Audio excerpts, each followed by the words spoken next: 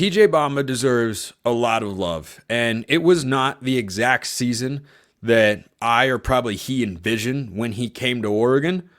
He still had a good year. The problem was he suddenly became the worst version of himself as a three-point shooter.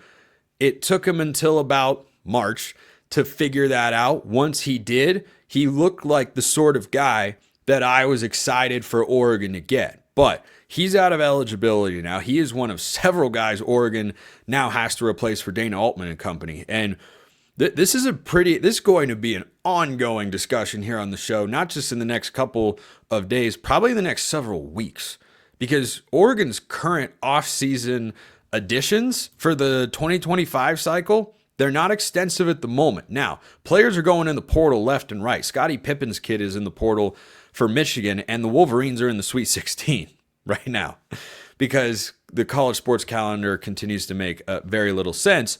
But that's a different conversation. So Oregon has a lot to replace. And this is going to be an uphill battle. This is true for the women and Kelly Graves as well, because you're losing Deja Kelly. You're losing Philly Che. I believe Peyton Scott is done as well. That's a lot of production. That's kind of most of your production, especially once you got to the NCAA tournament. You've got to go out and either have players on the roster that are ready to take a step forward, or you have to go find portal pieces who can come in and help you right away. And Oregon added 3 players from the portal that made a big impact on this year's team in the last cycle. You had TJ Bamba, of course, who started.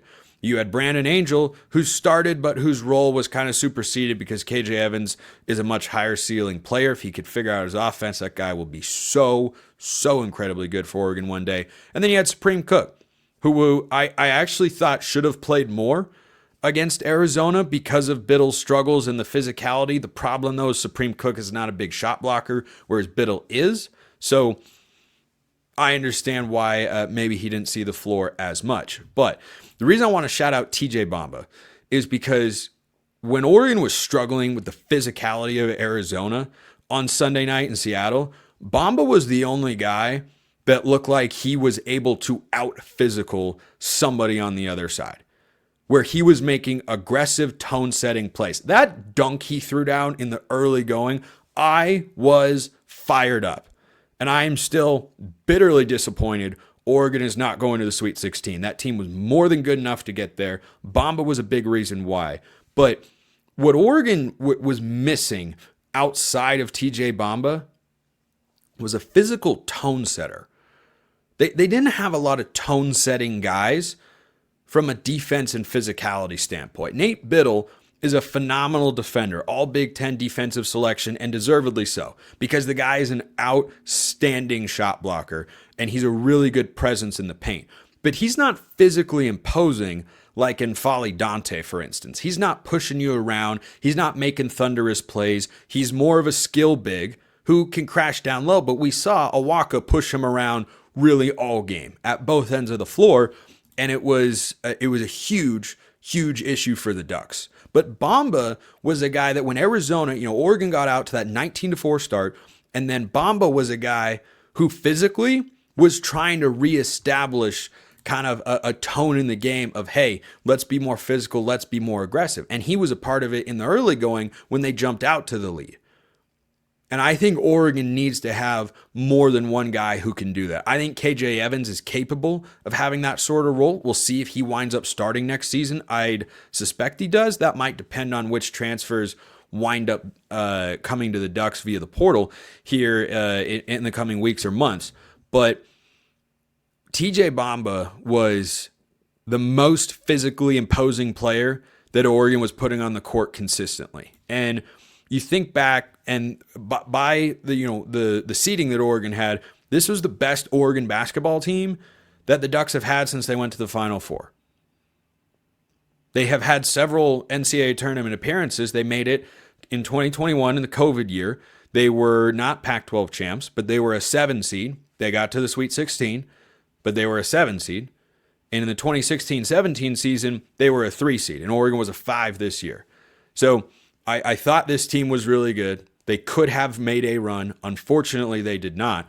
But what I saw in that Arizona game was, boy, You got some high skill guys like Jackson Shellstad or Nate Biddle, Brandon Angel, Keyshawn Bartholomew, Bam Tracy, good players. However, Bamba is a physical tone setter, particularly on defense. And you think back to that Final Four team, I think Oregon had two guys that could really do that.